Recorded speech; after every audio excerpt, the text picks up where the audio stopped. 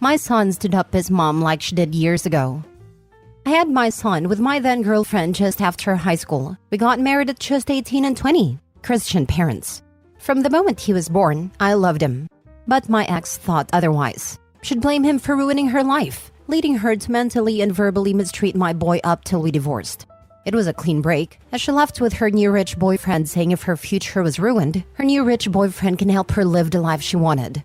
My son is such an angel. He always thought it was his fault and tried to do his best to be the best son for me, leading him to be very easily influenced by others' criticisms and stuff. Since his classmates' moms treat their kids right, everyone's hero is their mother. Even after all the abuse she put him through, he still wanted to visit her. His normal bad parenting, making plans she couldn't attend to. I'd understand if it's once or twice, but all the times? Not even once? Not even a freaking weekend or even a few hours. He basically had no maternal figure in his life, and this made him have trust issues and became really quiet. But thank goodness for therapy, he got much better. The gym became a stress reliever, and now he's a strong, intelligent senior in school.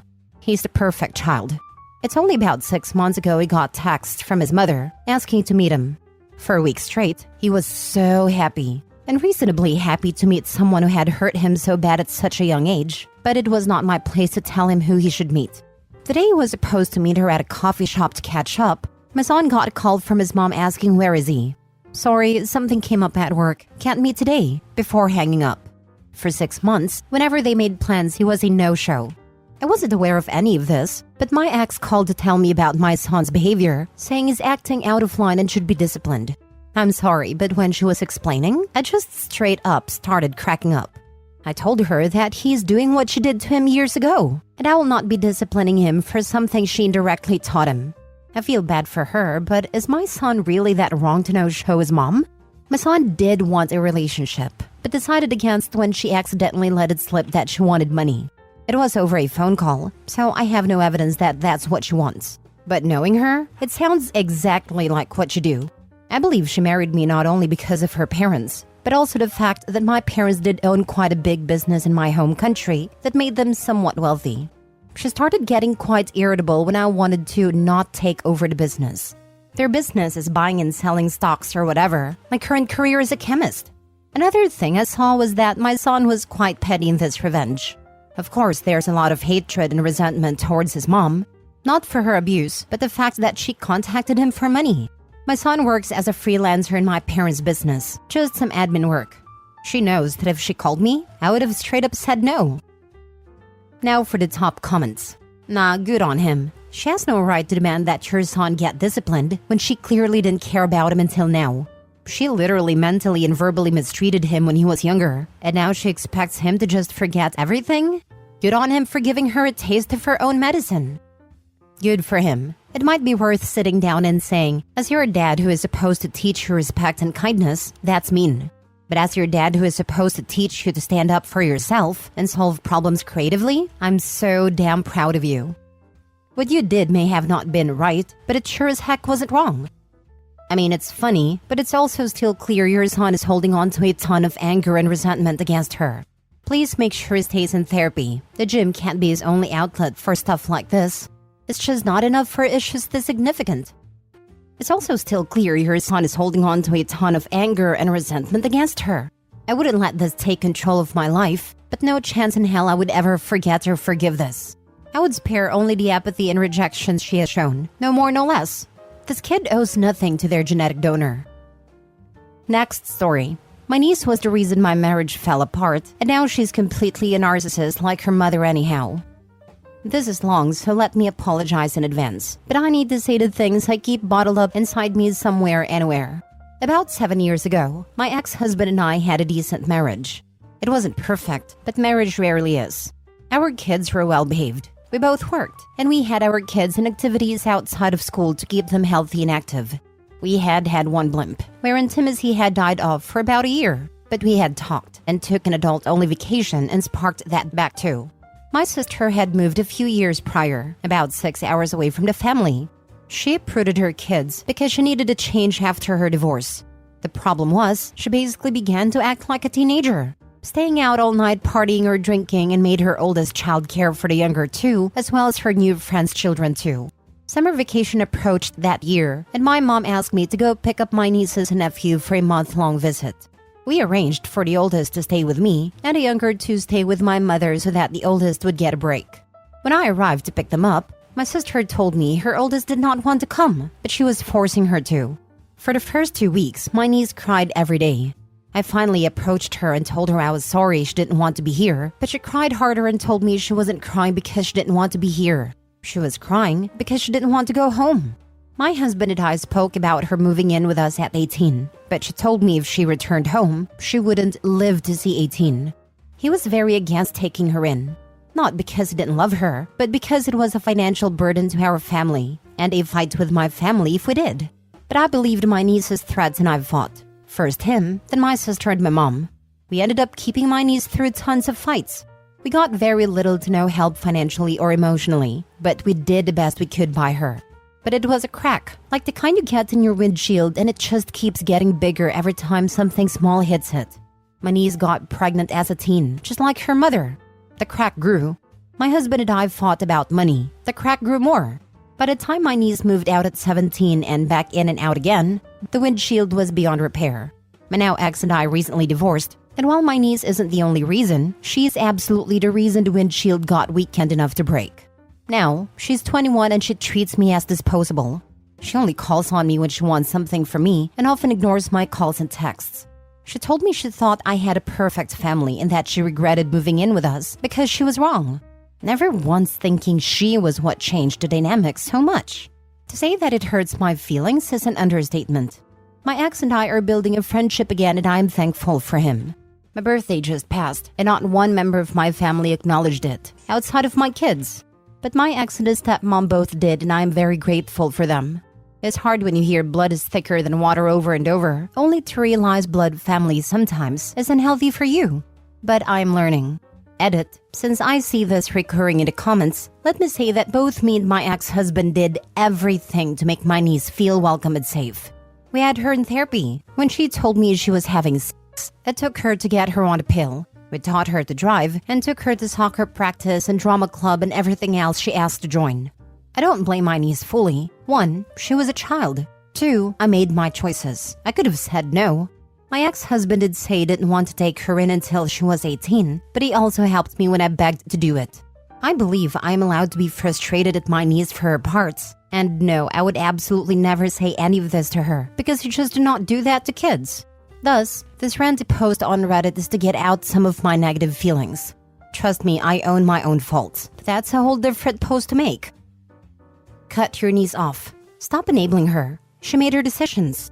It's not your responsibility anymore at all. I would start by telling him that he was right. Thank you. I'm working on cutting out people part.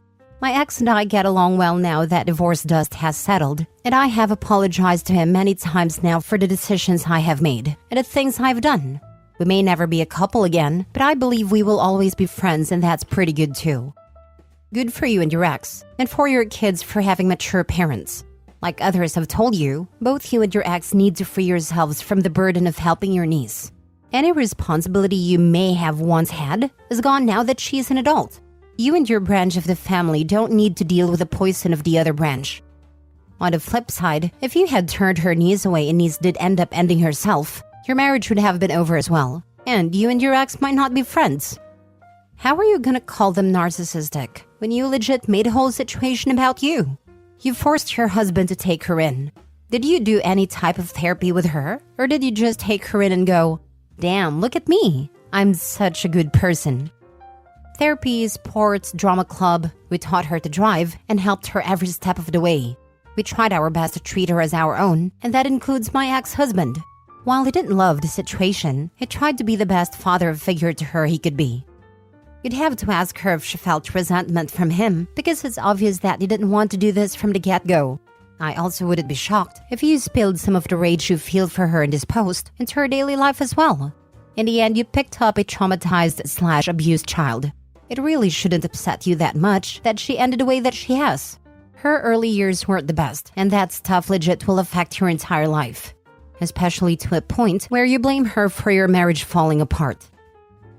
Last story. My brother will never move out of my parents' house, and I seem to be the only one who sees why. I just have to vent this somewhere. I don't really have anyone to talk to about it who would understand, and I literally don't have time for therapy. I, 31 female, have a brother, 28 male, who lives in my parents' basement and will never leave. He hasn't had a steady job in years.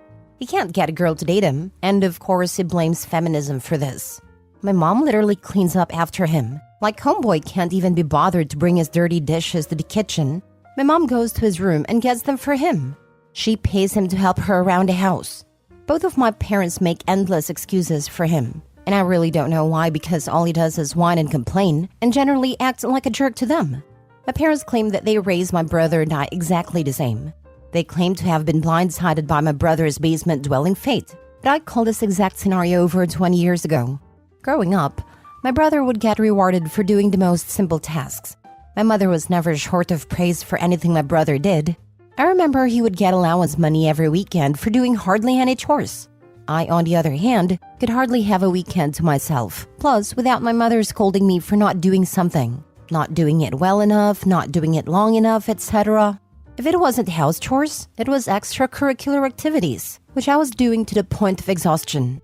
No matter how much I did, it seemed like it just wasn't enough. The thing is, I really wasn't a bad kid in general. I never had any disciplinary issues in school.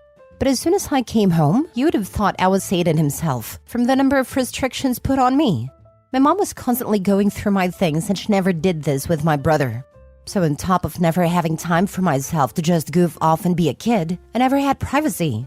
I started hiding my diary in a hole in the dry wall of my closet, because my mom openly admitted to reading it. I became highly introverted and guarded, and I barely made any friends in school. My brother, it seemed, was given the free rein to do whatever he wanted whenever he wanted with no consequence. In hindsight, I think my parents were being sexist in how they raised us, but at the same time, I just thought my parents, especially my mom since she was our primary caregiver, were plain dumb to be always giving so much praise to my brother when he did so little to earn any of it. I really started to resent both my parents and my brother in middle school, and I was pretty open about my frustrations. Of course, they blamed hormones and teen angst, but at 31, those feelings haven't gone away. I've just gotten better at disguising them for the sake of protecting my parents' feelings. I started devising a plan to move out pretty early, even trying to run away a few times. There was a point where my parents were deflating my bike tires every weekend and hiding the pump. I managed to get out pretty much the minute I turned 18 and moved into my own apartment several states away. Because of the way I was raised, I can't stand having anyone control me or my life, and I'm very sensitive about who is in my space and for how long. In addition to living alone, most of my adult life, I've always been self-employed since moving out of my parents' house, so I had to hustle really hard to maintain this lifestyle. And yeah, that meant doing some morally questionable activities, but I don't regret it because I never had to move back in with my parents, and I've always been in control of myself. The only time I wasn't was when I was married to my abusive ex, and what really sealed the deal in leaving that guy was how much he reminded me of living with my parents. Nowadays, I'm working as a full-time freelance artist, and I actually get really high-end gigs and make pretty decent money. My parents have a bizarre relationship with my success. They seem to want to take credit for it in some ways, which I guess they should because it was how much I hated being around them and hated having someone telling me what to do that motivated me to choose this career path and get good at it. On the other hand, though, they can't talk about any of my accomplishments with the rest of my family because it makes my brother wildly jealous. My brother, who I should mention does have time for therapy and supposedly goes, blames his inability to get out of the house on me. In my resentment of him while we were growing up, he says I traumatized him.